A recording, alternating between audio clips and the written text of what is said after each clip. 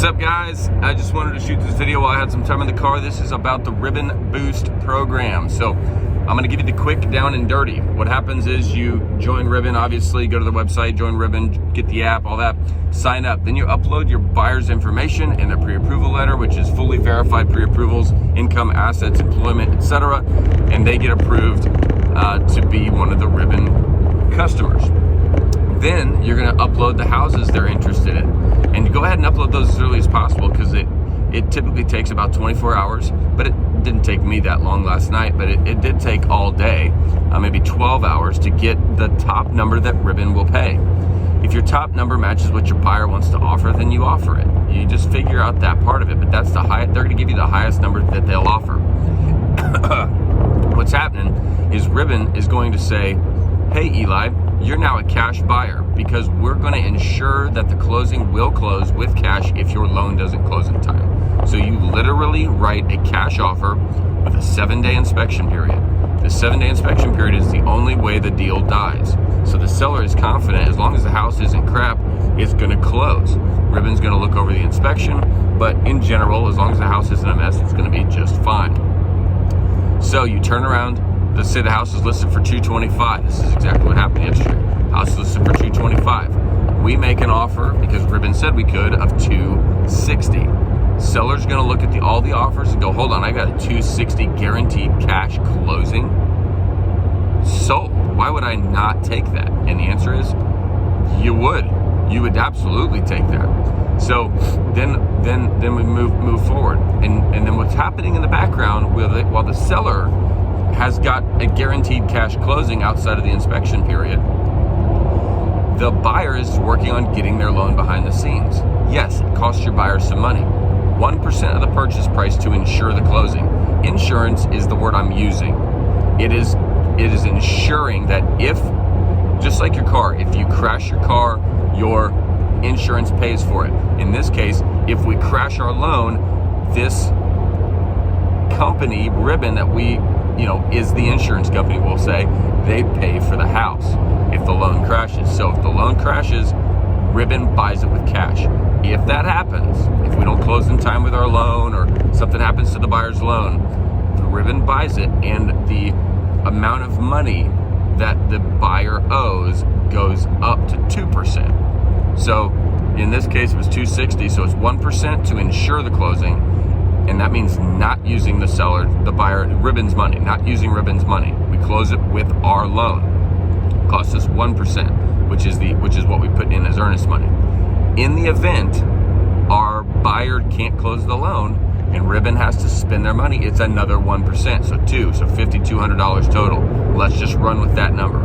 Worst case scenario, buyer can't close their loan, it's $5,200 to the buyer to be able to utilize this program now. But watch why that's no big deal to a buyer that wants to buy a house, okay? Same house, typical scenario, the buyer is going to write an offer with a loan and likely lose. But let's just say they're a really strong buyer and they go, okay, we'll pay you $260 for it, and we're gonna give you a $20,000 appraisal gap. Okay, great, so it's $260, it appraises at $240, and they have to spend $20,000 on an appraisal gap. With Ribbon, if we offer $260 cash, they win. Okay, let's just go with they win. Then, when it appraises at $240, Ribbon covers the gap for them. Calls it a cost of doing business. I'm not going to go into why Ribbon can do that. I can tell you why, but I'm not going to in this video. So let's look at our buyer's scenario. But scenario one, the big appraisal gap, our buyer just spent down payment on $240 plus closing costs plus $20,000 cash gap. So that's massive. It's basically they spent $20,000 in gap that they're not going to spend with Ribbon. On Ribbon's side, they're going to do the down payment on $240, plus they're going to do the closing costs, so the same as the other one, except for in this case, they paid $5,200 for the program, but no appraisal gap. So in one scenario, the first one, they got the house and they paid $20,000 out of their pocket extra, appraisal gap. In the ribbon program, they paid $5,200 extra out of pocket. For the ribbon program, no appraisal gap. Which one's better? Ribbon program. Is it going to be better in absolutely every scenario? No. Vast majority of them, right now in this silly market, yes. So, that's the short part of what happens. We make a cash offer, because it's backed by ribbon. We get our loan in the background. If we can't get our loan in time or at all, ribbon buys it. The insurance policy to give the seller peace of mind that their house is going to close at that number on that date, barring inspection problems, is 1% of the purchase price. If the investor, ribbon, actually has to spend their money, then it's going to go to 2%. Ribbon will cover the appraisal gap if there is one. Okay? So, every one of your buyers needs to be told about this and explained in simple terms as best you can. And they need to understand this part of your buyer presentation, appraisal gaps, and the ribbon program. Secondly, they need to be input into the system if they're open to the idea. Third, you need to get all the houses that as fast as you can in there. Every time they send you one, set the showing, put them in the ribbon, because it's going to take some time for ribbon to give you the max value they'll pay. You can do the version that says you need it done really fast. That's fine, but generally speaking, you want to just follow their system and give them 24 hours if possible. It took mine 12. I think I said that. But every buyer needs to be told about it, given the opportunity. This is what sets us apart. We have an investor, a national massive investor with $5 billion in buying power that will guarantee your closing with cash if something happens to your loan. This isn't for you to benefit from. This is another benefit that you can offer the seller.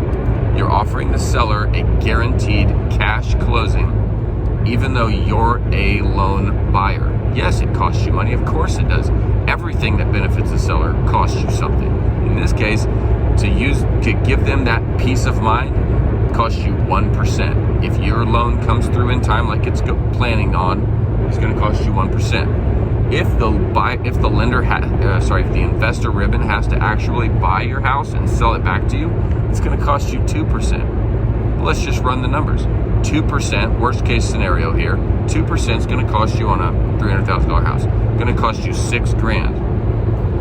A $6,000 appraisal gap is not even scratching the surface of competitive on a $300,000 house in Greenwood right now.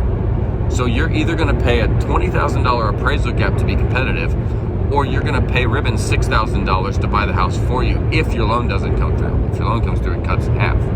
Which one sounds better? $20,000 out of your pocket or $6,000 out of your pocket? Well, $6,000. Okay, then the ribbon offer, period, every single time. It makes no sense not to. Now, if you don't want to be that aggressive and you're like, well, if we get it, then don't do ribbon. But I don't want to see I'm talking to my buyer here that I know really well, but I don't want to see us writing an appraisal gap of more than 2% of the purchase price then. Because if we write appraisal gaps more than 2%, it makes no sense to not use ribbon. Make sense? Please ask me your questions over text and I will respond. Do it in the group, because the group needs to know all of the questions, the group needs to know all the answers. But it's very simple, but it sounds crazy, and I want to answer your questions or find the answers to your questions.